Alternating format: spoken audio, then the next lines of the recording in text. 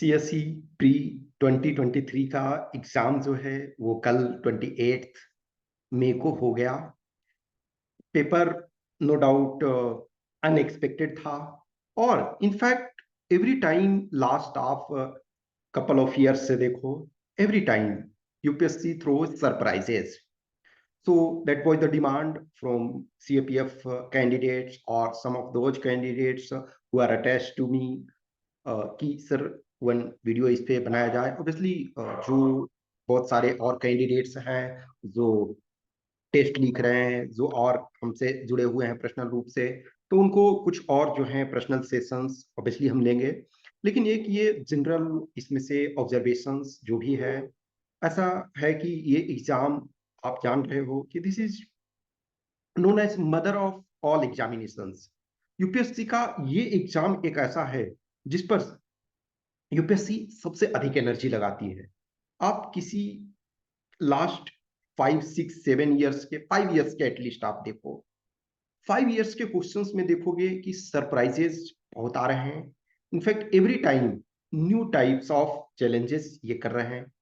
आप देखोगे कि लास्ट 3 4 ईयर्स या 5 ईयर्स पहले के क्वेश्चंस बहुत सारे देखो, तो बहुत सारे क्वेश्चंस ऐसे थे जिसमें क्वेश्चन आपको कॉम्प्लेक्स लग रहा है, लेकिन कुछ ना कुछ जो क्लू ऐसे दिए हुए रहते थे, कुछ ना कुछ ऑप्शंस ऐसे ब्यूटीफुली सेट किए हुए रहते थे कि आप कॉम्प्लेक्स क्वेश्चंस को भी इजीली सोल्व कर सकते थे. इस वजह से देखोगे कि आप 2014 15 16 ये सब में कट ऑफ जो है वो काफी ऊपर गया. लेकिन इधर देखोगे कि लास्ट 4 5 ईयर्स से एटलीस्ट 5 ईयर्स से आपका जो है वो लेस देन 100 मार्क्स रह रहा है. इनफैक्ट लास्ट 2 ईयर्स से देखो तो आपके लेस देन 90 मार्क्स आपके कट ऑफ जा रहे हैं. That's mean questions are surprising. अब इस बार क्या है कि यदि 3 है तो ऑल 3 आपको जानना है. इस बार ये असर्शन रीजन वाले कि स्टेटमेंट 1 स्टेटमेंट 2 इसमें से कौन सा सही है, तो ये क्वेश्चंस बहुत सारा नंबर में पूछा गया. फिर फॉर एग्जांपल आपके 4 पॉइंट्स दिए हुए हैं, तो ऑल 4 को जानना आपको जरूरी है कि 1 ओनली सही है, 2 ओनली सही है, 3 ओनली सही है, या ऑल 4 सही है. 3 है तो 1 ओनली सही है, 2 ओनली सही है, 3 ऑल 3 सही है, या नन ऑफ द अबव सही है. तो इस ढंग से देखोगे कि सरप्राइजेस बहुत आए, बहुत सारे ऐसे आए. एक चीज हमेशा ध्यान रखो, एवरी टाइम एक जो होता है कि एग्जाम जब पेपर आ जाता है उसके बाद कमेंट करना बहुत बार आसान भी होता है कुछ कैंडिडेट्स के लिए, या फिर कुछ वो लोग जो एग्जाम्स नहीं दिए हैं, या जो भी मेंटोर हैं. लेकिन रियल टाइम में क्वेश्चन को सोल्व करना चैलेंजिंग होता है. लेकिन एक और ब्यूटी है, यूपीएससी के जो भी वेल प्रिपेयर्ड हैं वो हर एग्जाम जो है थोड़ा थोड़ा डिफरेंट स्ट्रेटजी की डिमांड करता है. यदि हम असिस्टेंट कमांडेंट देखें तो इसमें थोड़े डिफरेंट चीजों की डिमांड होती है. सिविल सर्विसेज देखें तो उसमें अलग चीजों की डिमांड होती है. इनफैक्ट मैं कपल ऑफ इयर्स ये एग्जाम्स को मल्टीपल टाइम दे चुका हूँ. Yes, many time qualified pre level. The things ये है कि आप हर बार नए चैलेंजेस आते हैं, नई चुनौतियां आती है. तो जब वो आप किसी भी एग्जाम पेपर को देखते हो तो लगता है फर्स्ट इंस्टेंस, अभी आज 3 to 4 ईयर्स के इधर आज के डेट में देखो तो 3 4 ईयर्स लास्ट के पेपर जब देखोगे तो फर्स्ट इंस्टेंस में पेपर बहुत बहुत बहुत टफ लगता है. लेकिन जो वेल प्रिपेयर्ड हैं, जो प्रिपेयर्ड प्रॉपर तरीका से हैं, तो जब आप प्रॉपर प्रिपेयर्ड होते हो तब आपको ये लगता है कि हाँ इसमें से क्वेश्चन बन सकता है. आप किसी भी फॉर एग्जांपल आप वन टेस्ट लगा लो या किसी आप specific set of just book को पढ़ लो, तो ये क्वेश्चंस नहीं बनने वाले फर्स्ट इंस्टेंस में. लेकिन यदि आपने बेस सपोज एनसीईआरटी और या अदर जो बेसिक बुक हैं वो प्लस प्रीवियस ईयर पेपर्स हैं प्रॉपर तरीके से, कोई भी एक या दो टेस्ट सीरीज, और फिर जो न्यूज़पेपर डेली, यदि आपने न्यूज़पेपर ये सब का कॉम्बिनेशन सबका किया हुआ है तो डेफिनेटली क्वेश्चंस बनेंगे और क्वेश्चन बनते हैं. Every time lot of candidates हैं वो क्वालिफाई कर रहे हैं और बहुत सारे कैंडिडेट स्मूथली क्वालिफाई कर रहे हैं. हाँ, लेकिन एक और चीज ये है, इनिशियली देखोगे कि जो सीसेट जो था वो उसके मार्क्स ऐड होते थे आपके प्री क्वालिफाइंग में, यानी कि जीएस पेपर 2 जिसको कहता है यूपीएससी। लेकिन जब से आपका सीसेट यानी पेपर 2 क्वालिफाइंग इन नेचर हुआ है, तब से 66 मार्क्स लाना भी चैलेंजिंग हो रहा। बहुत सारे कैंडिडेट्स हैं ऐसे जिनके 66 मार्क्स भी, कुछ ऐसे कैंडिडेट हैं, आप लोग में से भी कुछ हो, अभी रिसेंटली फॉर एग्जांपल 2020 का, सॉरी 22 का मार्क्स आया। ऑब्वियसली लॉट ऑफ कैंडिडेट्स का भी नहीं आया है, क्योंकि फॉरेस्ट सर्विस जिन लोगों ने साथ में फॉरेस्ट सर्विस का भी भरा था तो उनका भी नहीं आया। जब फॉरेस्ट सर्विस का रिजल्ट आ जाएगा उसके बाद आएगा। तो उसमें से कुछ कैंडिडेट की सर पेपर 1 में तो 100 प्लस आ गया, लेकिन पेपर 2 में क्वालिफाई नहीं हुए। तो ऐसे भी हो रहे हैं कि आप जीएस पेपर 1 शायद कट ऑफ क्वालिफाई कर जा रहे हो, लेकिन आप पेपर 2 भी क्वालिफाई नहीं करते हो। तो कुल मिलाकर के आपको ये देखना है, कुल मिलाकर के आपको चीजों को इस ढंग से देखना है, इस ढंग से चीजों को वर्क करना है कि आपको समझ विकसित करना है।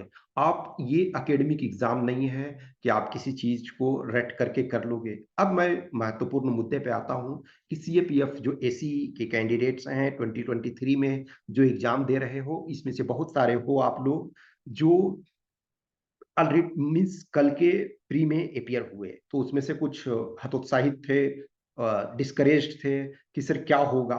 एक चीज ध्यान रखो, मैंने यही बोला ना कि जो यूपीएससी है अपना मैक्सिमम एनर्जी जो है सीएससी प्री में लगाती है। सीएससी प्री के जो क्वेश्चंस होते हैं उनके जो, क्योंकि इसका एक तो क्या है कि जो भी आप मानो कोई भी जॉब आपका सेकंड ग्रेड नहीं होता, इन सेकंड ग्रेड वो मैं ग्रेडिंग सिस्टम पे स्केल का नहीं कर रहा हूँ, कि कोई भी जॉब अपने आप में सही है। और यूपीएससी जिस भी जॉब का एग्जाम कंडक्ट करवा रही है वो अच्छे जॉब होते हैं। इनफैक्ट असिस्टेंट कमांडेंट, तो आपका असिस्टेंट कमांडेंट में भी group A gazetted officer, directly appointed gazetted officer group A का होते हो। पे स्केल बेसिक जो है जो आईएएस का है वो भी इसका है। लेकिन जो यूपीएससी जो का सिविल सर्विसेज है सीएससी है, वो उसका जो एक स्टैंडर्ड है वो डिफरेंट माना जाता है और वो सबसे अच्छा में माना जाता है। तो आप ये देखो कि हर साल में जब आप पेपर को एनालाइज करके देखो, एवरी ईयर सीएसई में लास्ट 5 years से at least a lot of surprises UPSC poses. लेकिन वो चीजें असिस्टेंट कमांडेंट में नहीं है। बट हाँ, असिस्टेंट कमांडेंट में भी एवरी ईयर 10 to 15 क्वेश्चंस ऐसे होते हैं जो चैलेंजिंग नेचर के होते हैं। तो आपको अभी भी जो जिनको भी टाइम है, जिनके पास जो प्रिपरेशन कर रहे हैं सीरियस में, नॉन सीरियस वाले को कोई टेंशन ही नहीं लेना है। जैसे कुछ हैं कैंडिडेट, आपने ऑलरेडी देखा कि यूपीएससी को क्लेरिफिकेशन देना पड़ा। दो ऐसे कैंडिडेट थे, एक का प्री में पेपर 1 में -22 आया था, समझ सकते हो, जीरो भी नहीं, -22, और उन्होंने भी क्लेम किया कि मैं फाइनली सेलेक्ट हुआ हूँ। तो ऐसे कैंडिडेट को सिलेक्शन होना नहीं होता है। तो आप यदि सीरियस कैंडिडेट में हो, उन चीजों में ना पड़ो। सीरियस हो तो अभी भी आपके पास टाइम है। बेस पे अधिक से अधिक ध्यान दो। कितने नंबर ऑफ क्वेश्चंस करते हो ये मायने नहीं रखता, मायने ये रखता है कि क्वेश्चंस को कितने अच्छे तरीके से करते हो। न्यूज़पेपर, करंट अफेयर्स, इसको आप कभी इग्नोर ही नहीं कर सकते हो। न्यूज़पेपर का एडिटोरियल जो है उसको प्रॉपर तरीका से पढ़ा करो। कोई भी एक न्यूज़पेपर लो, इधर आप हिंदी न्यूज़पेपर भी पढ़ते हो तो उसको भी सही से पढ़ो, इंग्लिश न्यूज़पेपर पढ़ते हो तो उसको सही से पढ़ो। न्यूज रिपोर्टिंग, आपको कुछ चीजों को न्यूज रिपोर्टिंग को भी देखना, लेकिन न्यूज एनालिसिस जो है, जो आपका एडिटोरियल है, उसको प्रॉपर तरीका से देखो, उनको प्रॉपर तरीके से करो। और हमेशा ध्यान रखो कि टेस्ट हर हाल में लिखो। आप टेस्ट लिखते हो और उसको real time point of view से लिखो, लगे कि हाँ मुझे फील हो रहा है कि मैं टेस्ट लिख रहा हूं। शायद आप रियल एग्जाम में मिस्टेक करते हो तो आपको 1 year वेट करना पड़ रहा है, लेकिन टेस्ट में जब आप मिस्टेक करते हो तो आपको फिर लर्निंग मिलेगा। 10 days बाद, 15 days बाद, 1 week बाद हम फिर से टेस्ट लिख सकते हैं। जो आज हमने मिस्टेक किया तो उस मिस्टेक को आप इंप्रूव कर सकते हो, रेक्टिफाई कर सकते हो। कंपटीशन इतना इंटेंस है हर एग्जाम में, अच्छे जितने भी एग्जाम्स हैं उसमें इंटेंस कंपटीशन है। लेकिन सिलेक्शन होने वाले जो सिलेक्शन ले रहे हैं वो हमारे आपके जैसे ही कैंडिडेट होते हैं। एक टाइम था फॉर एग्जाम्पल जब मैं प्रिपरेशन करता था, तो ऑब्वियसली जब शुरू में मैं घर से बाहर निकला तो यूपीएससी को के किसी एग्जाम को, हाँ यूपीएससी है, फिर क्वालिफाई किया, उन चीज़ों को उस लेवल तक पहुंचा, चीज़ों को किया।